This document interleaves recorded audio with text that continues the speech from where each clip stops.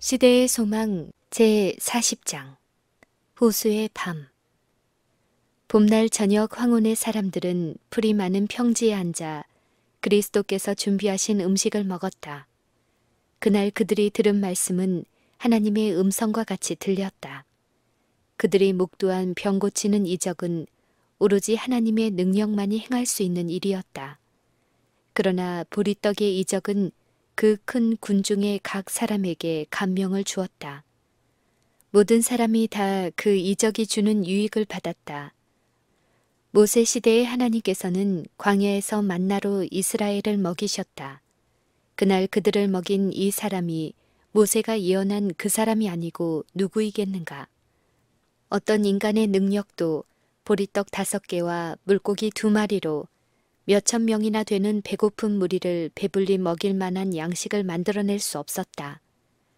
그리하여 그들은 서로 이는 참으로 세상에 오실 그 선지자라고 말하였다. 종일토록 확신은 더욱 강해졌다. 그 최고의 행위는 오래 기다리던 구원자가 그들 사이에 계시다는 보증이었다. 백성들의 소망은 점점 부풀어 올랐다. 이분이야말로 유대를 지상의 낙원, 젖과 꿀이 흐르는 땅으로 만드실 바로 그분이시다. 그분은 온갖 소망을 만족시켜 주실 수 있다. 그분은 증오하는 로마의 세력을 부수실 수 있다. 그분은 유다와 예루살렘을 구원하실 수 있다. 그분은 전쟁에서 부상당한 군인들을 낫게 하실 수 있다. 그분은 전 군대의 식량을 공급하실 수 있다. 그분은 국가들을 정복하여 오랫동안 추구하여 왔던 권세를 이스라엘에게 돌리실 수 있다. 백성들은 열광적으로 그분을 당장 왕으로 추대하려고 한다. 그들은 그분께서 자신에게로 주의를 끌거나 존경을 얻고자 조금도 노력하지 않으시는 것을 본다. 이 점에서 예수님은 제사장들이나 관원들과는 근본적으로 다르시다. 그러므로 백성들은 그분께서 결코 다윗의 보좌를 자신의 것으로 주장하지 않으실지도 모른다고 걱정한다. 그들은 함께 의논한 결과 그분을 강제로 모셔다가 이스라엘의 왕으로 선언하자는 데 동의한다. 제자들은 주께서 다윗의 보좌를 물려받을 정당한 분이라고 선언하는 데 있어서 무리들과 합세한다. 예수께서 이런 명예를 거절하시는 이유는 그분이 겸손하시기 때문이라고 그들은 말한다. 백성들로 저희 구원자를 높이도록 하라. 거만한 제사장과 관원들로 하나님의 권위를 입으신 분을 공격하지 않을 수 없게 하라. 그들은 저희의 목적을 추진하기 위하여 열심히 계획한다.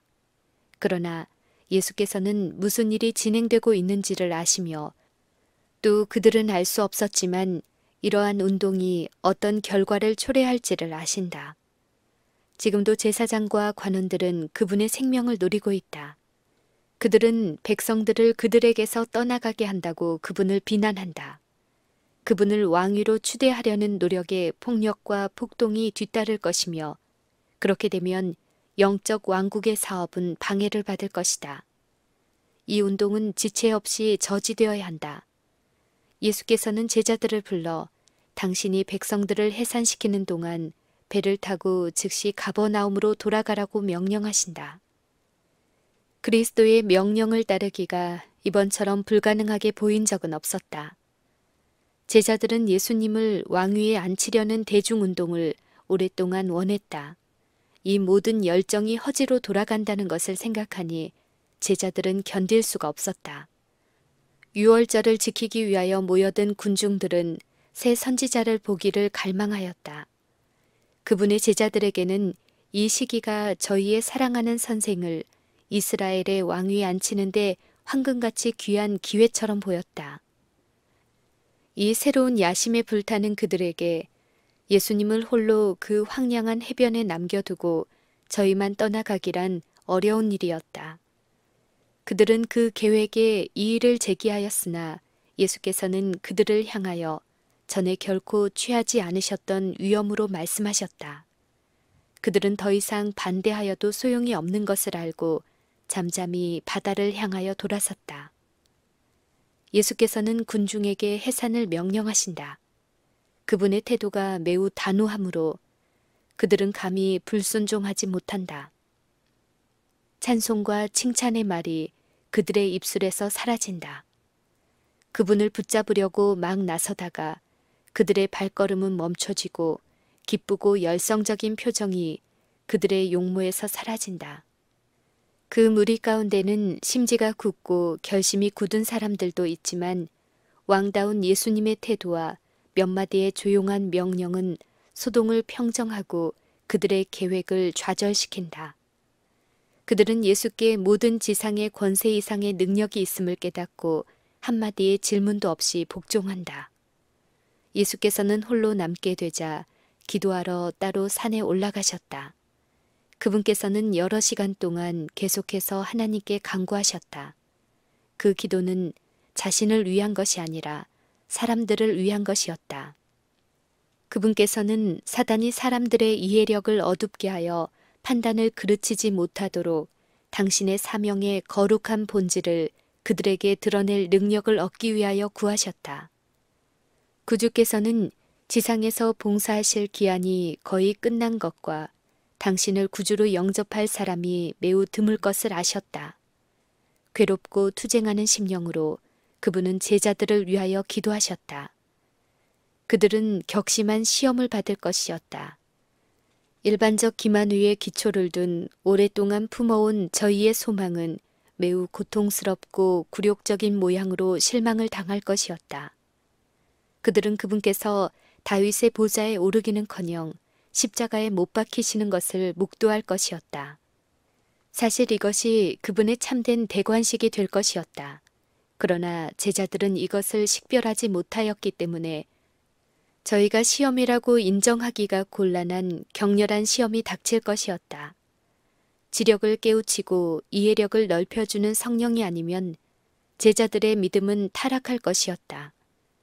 그분의 나라에 대한 제자들의 관념이 세상의 세력 부식과 명예의 몹시 국한되었다는 사실은 예수님에게 고통스러운 일이었다. 그들을 생각하는 마음의 짐이 무거웠으므로 그분은 쓰라린 고뇌와 눈물로써 탄원하셨던 것이다. 제자들은 예수께서 분부하신 대로 즉시 출범하지 않았다. 그들은 그분께서 그들에게 오실 것을 바라면서 얼마 동안 기다렸다. 그러나 이미 암흑이 들이온 것을 보고 그들은 배를 타고 바다를 건너 가버나움으로 갔다. 그들은 그분을 저희의 구주로 시인한 이후 그 어느 때보다도 그분에 대해서 참을 수 없는 불만스러운 마음으로 예수님을 뒤에 두고 갔다. 그들은 그분께서 자신을 왕으로 선포하신 것을 허락하지 않으셨다는 이유로 불평하였다. 그들은 그분의 명령에 그토록 쉽게 굴복한 자신들을 꾸짖었다. 그들이 더욱 강청하였다면 목적을 성취하였을 것이라고 생각하였다. 불신이 그들의 정신과 마음을 점령하고 있었다. 명예욕이 그들의 눈을 멀게 하였다. 그들은 예수께서 바리새인들에게 미움을 받고 계시다는 것을 알았으므로 그들은 그분께서 받으셔야 마땅하다고 생각되는 것만큼 높임을 받는 것을 보고자 갈망하였다. 능력 있는 이적을 행하실 수 있는 선생과 함께 있으면서도 속이는 자들이라는 비방을 받는 것은 제자들로서는 견디기 어려운 시련이었다. 그들은 과연 항상 거짓 선지자를 따르는 자들이라는 말을 들어야 할 것인가? 그리스도께서는 결코 왕으로서 당신의 권위를 주장하지 않으실 것인가? 이와 같은 능력을 가지신 분께서 자신의 진정한 신분을 나타내심으로써 왜 그들이 가는 길을 좀 더 수월하게 하지 않으셨는가? 왜 그분은 침례 요한을 참혹한 죽음에서 건지지 않으셨던가? 이와 같이 억측하다가 마침내 제자들은 심한 영적 흑암에 빠지게 되었다.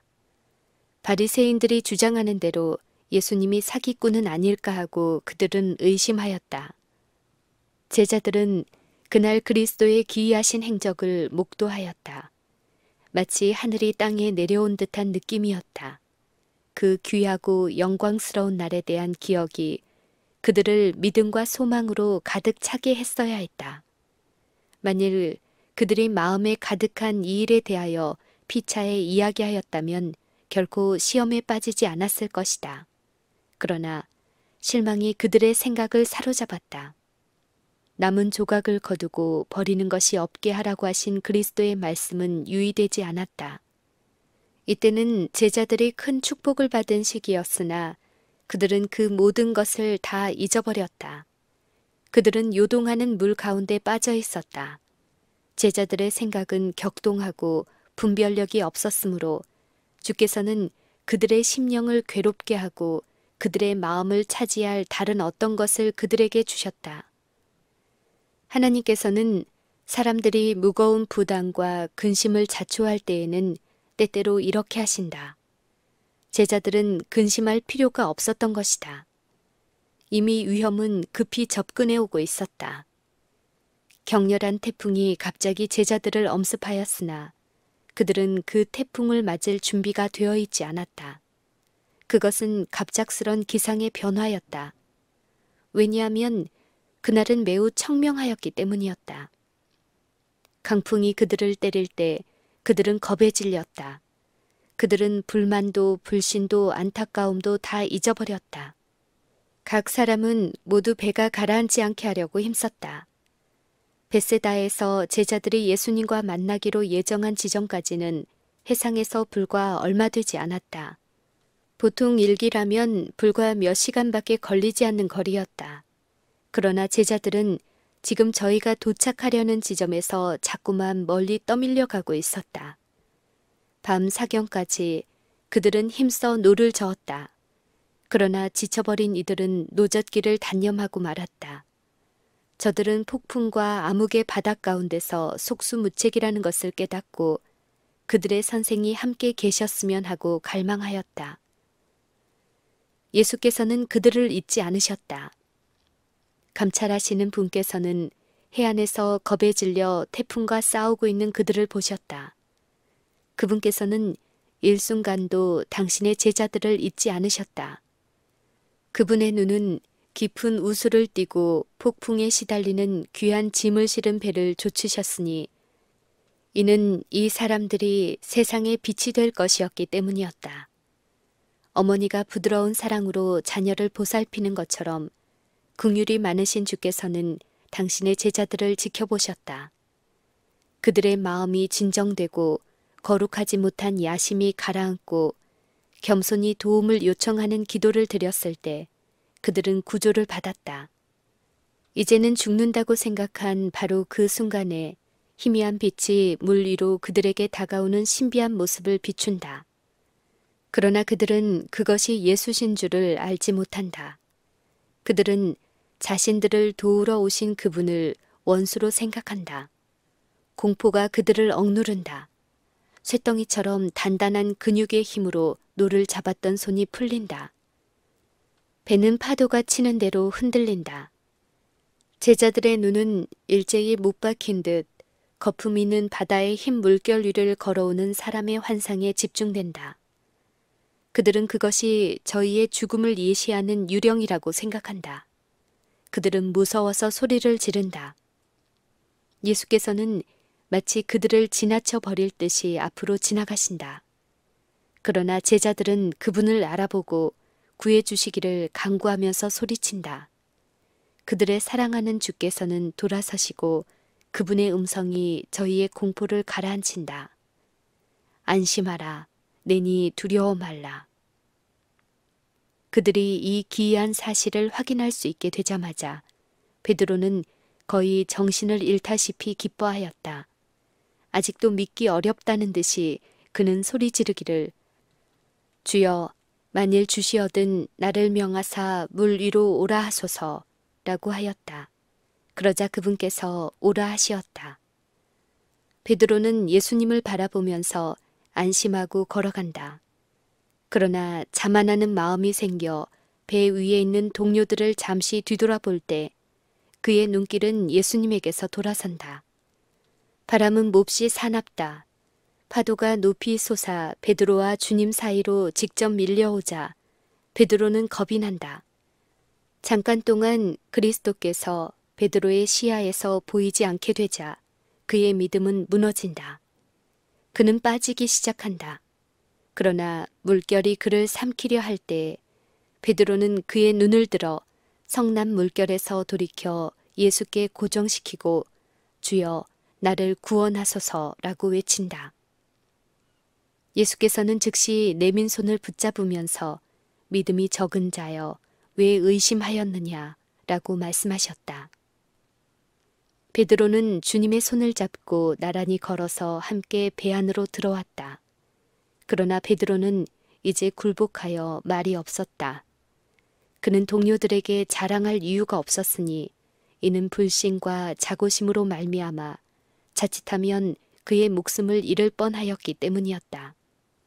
눈을 예수님에게서 돌이켰을 때 그의 발디딤은 허물어지고 파도 속으로 빠져들어갔던 것이다. 곤경이 닥쳐올 때 베드로와 같이 될 때가 우리에게 얼마나 많은가. 우리는 우리의 눈을 굳게 고정시키는 대신에 파도를 쳐다본다. 우리의 발걸음은 미끄러지고 교만한 물결은 영혼을 뒤덮는다. 예수께서는 베드로에게 당신께 오라고 명령하고 죽도록 버려두지 않으셨다. 그분께서는 당신을 따르라고 우리를 부르고는 버리지 아니하신다. 너는 두려워 말라. 내가 너를 구속하였고 내가 너를 지명하여 불렀나니 너는 내 것이라. 내가 물 가운데로 지날 때에 내가 함께 할 것이라. 강을 건널 때에 물이 너를 침몰치 못할 것이며 네가 불 가운데로 행할 때에 타지도 아니할 것이요 불꽃이 너를 사르지도 못하리니 대저 나는 여호와 네 하나님이요 이스라엘의 거룩한 자요 네 구원자임이라. 라고 그분께서는 말씀하신다. 예수께서는 제자들의 품성을 아셨다. 그분은 그들의 믿음이 얼마나 격심한 시험을 당할 것인지를 아셨다. 바다에서 일어난 이 사건을 통하여 그분께서는 베드로에게 그의 연약함을 보이기를 원하셨다. 곧 그의 안전은 언제나 하나님의 능력을 의지하는 데 달려있다는 것을 보여주기를 원하셨다. 시험의 폭풍 가운데서 베드로는 자신을 전혀 믿지 않고 구주께 의지할 때에만 안전하게 행할 수 있었다. 베드로가 약하였던 것은 자신을 강하다고 생각한 바로 그 점이었다. 그리고 그가 자신의 연약함을 식별할 때까지는 그리스도께 의지할 필요를 깨달을 수 없었다.